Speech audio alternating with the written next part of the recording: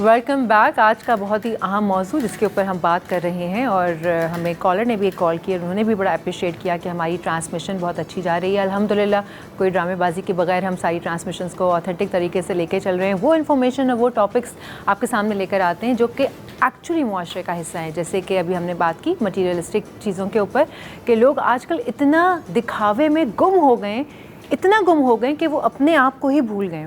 اپنے اسٹیٹس کو اوپر لے کر آنے کے لیے وہ اپنے اوپر بھی پیسہ لگا رہے ہیں کہ بس کسی طریقے سے وہ سب کے سامنے واضح ہو جائیں. بجائے محنت کرنے کے وہ سمجھتے ہیں کہ پیسہ ہی ہر کچھ ہے اور پیسے کے تھرو، گاڑیوں کے تھرو آپ آگے آ سکتے ہیں. وہ سمجھتے ہیں کہ آپ اپنا پیسہ دکھا کر، چاہے وہ برانڈز ایکچولی بھی نہ ہو، فیک برانڈز ہوتے ہیں. صرف اب ہر کسی کو تو پتہ نہیں ہوتا کہ یہ بندے نے اصل پہنا ہوا ہے یا فیک پہنا ہوا ہے، اوریجنل پہنا ہوا ہے یا فیک پہنا ہوا ہے. وہ اس سے میچ کرنے کے لیے فیک چیزیں پہن کر اور اسی اکڑ کے ساتھ وہ چلتے ہیں. لیکن مجھے نہیں سمجھ آتا کہ وہ سکون میں کیسے ہیں، کیونکہ جب آپ انتہائی دکھاوے کے موڈ میں آ جائیں اور لوگوں میں ان رہنے کے لیے پیسہ لگانا شروع کر دیں کہ بس میں ہر کوئی بولے آپ کی واہ واہ ہو، آپ کی جے جے ہو ہر بار، ایسے لوگ کیسے سکون میں رہ سکتے ہیں؟ بسم اللہ الرحمن الرحیم. میں آپ کو پہلے ایک حدیث کا ایک ٹکڑا سنا. جی جی. نبی علیہ الصلوۃ والسلام نے ایسے لوگوں کو ناپسند کیا ہے. اس میں مثال دی حضور صلی اللہ علیہ وسلم نے کہ جو فقیر ہوں اور وہ فقیر ہونے کے باوجود تکبر کرتے ہوں، یعنی ان کے اندر غرور کسی نہ کسی بات کا، اور وہ کسی نہ دھوکے میں رہتے. تکبر کیا ہے؟ دراصل دھوکہ ہے. ایک سب سے پہلا تو بندہ اپنے آپ کو دھوکہ دے رہا ہو. اور یہ لوگ جو بظاہر لوگوں کو دکھانے کے لیے، متاثر کرنے کے لیے جی رہے ہوتے ہیں، وہ دراصل ذہنی مریض ہوتے ہیں. وہ ذہنی مریض اس طرح کا معاملہ ہوتا ہے کیونکہ وہ لوگوں کو دیکھ کر حسد کی نظر رکھتے ہیں. ابھی کل ہی کے پروگرام میں نے کہا تھا کہ کچھ لوگوں کی مثال ایسی ہوتی ہے، وہ شہد کی مکھی کی طرح ہوتے ہیں کہ ان کو ہر ایک میں خیر نظر آتی ہے، اور کچھ لوگ گندی مکھی کی طرح ہوتے ہیں جن میں ہر ایک میں برائی نظر آتی ہے. اس طرح کے جو ذہنی مریض ہوتے ہیں وہ ہر ایک میں برائی سوچ رہے ہوتے ہیں. مثال کے طور پہ اگر آپ کوئی اچھا سوٹ پہن کے آئیں سامنے میرے کوئی بھائی، تو اگر مجھ میں یہ بیماری ہے ریاکاری کی، دکھاوے کی، تو میرے ذہن میں یہ ہوگا یہ مجھے دکھانے کے لیے آیا ہے. یہ جو پہن کر آیا ہے اس کا مقصد یہ کہ میں نیچا ہو گیا، اور میں اس سے انتقام لینے کے لیے پھر حربے استعمال کروں گا اور اپنے سینے میں اور اپنے دل میں اس کے لیے برائی کروں گا. اب جو طاق راتیں چل رہی ہیں اس میں حدیث میں آتا ہے کہ وہ لوگ کہ جس کے دل میں برائی ہوتی ہے، کینہ ہوتی ہے، ان کی بخشش نہیں ہوتی. اب اندازہ کیجئے اگر وہ شب قدر بھی پالیں تو ان کی بخشش نہیں ہوتی.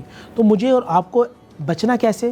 بچنا ایسے کہ ہم اللہ کی نعمتوں کو یاد کریں اور پھر خدا کے لیے جو بھی کام کریں. قل ان صلاتی و نسکی و محیایا و مماتی للہ رب العالمین. اے حبیب ان سے کہیں کہ میری نماز اللہ کے لیے، میری قربانی اللہ کے لیے، میرا جینا مرنا اللہ کے لیے، میری زندگی کا پورا مقصد صرف اللہ کے لیے. اور نعوذ باللہ جب ہم دکھاوا کرتے ہیں تو ہمارا مقصد صرف لوگوں کے لیے، یعنی کہ ہم خلاف جاتے ہیں. اسے کہتے ہیں شرک خفی. بالکل ایسا ہی ہے آپا. جیسے ابھی مفتی صاحب نے بھی کہا کہ ہم لوگوں کے لیے کرتے ہیں، اللہ کے لیے نہیں کرتے. تو ہم نے کب سے اللہ کے لیے کرنا چھوڑ دیا اور لوگوں کے لیے کرنا شروع کر دیا؟ ہم کیوں اتنا دنیا میں مشغول ہو گئے؟ دیکھیے، سب سے پہلی بات تو یہ کہ صراحی سرنگوں ہو کر بھرا کرتی ہے پیمانہ. اگر ہم اللہ کے واسطے کریں گے تو یقیناً پروردگار عالم کو وہ ہماری ادا بہت پسند آئے گی. اور آپ خلق خدا کے لیے جتنا بھی کرتے جائیں وہ کم ہی ہے، اور کرتے جائیں رب العالمین پروردگار عالم ان کے دلوں کو کبھی بھی نہیں بھرے گا. بالکل ایسا ہی ہے. ایک بات اور بھی کروں گا میں. جی جی. ہم رشتوں کے حوالے سے بھی دھوکہ کرتے ہیں. ہم جس سے ہمیں مالی فائدہ ہوتا ہے. میں بڑے بھائی کی عزت کر رہا ہوں کہ مجھے ان سے مالی فائدہ لینا ہے. میں چھوٹی بہن کی عزت کروں کیونکہ اس کا بہنوں اس کا شوہر بہت زیادہ امیر آدمی ہے، تو مجھے مال پڑنے پر میں دوستوں سے اس لیے مل رہا ہوں کہ مجھے ان سے کوئی فائدہ لینا ہے. بات یاد رکھیے گا. آپ نے اکثر یہ جملہ سنا ہوگا، یار میں نے اس کے لیے اتنا کیا، مجھے کیا ملا. لوگ اس میں انزائٹی کے مریض ہو جاتے ہیں. یاد رکھیے جتنے میرے بھائی اور میری بہنیں پروگرام دیکھ رہے ہیں، آپ جو بھی رشتہ نبھائیں، آپ بیوی ہیں شوہر سے، شوہر یا بیوی ایک آپس میں رشتہ، بہن اور بھائی اور بہن کا رشتہ، دوست اور دوست کا رشتہ، جو بھی کریں صرف اللہ کی رضا کے لیے کریں. جب آپ یہ رشتہ اللہ کی رضا کے لیے کریں گے تو آپ کا دیکھنا عبادت، آپ کا ملنا عبادت، آپ کا بات کرنا عبادت بن جائے گا. حتیٰ کہ حدیث میں آتا ہے معانقہ، یعنی کہ لوگ جب گلے ملتے ہیں آپس میں، دوست آپس میں، ان کے جدا ہونے سے پہلے اللہ دونوں کے گناہوں کو معاف فرما دیتا ہے. یعنی اتنی فضیلت ہے.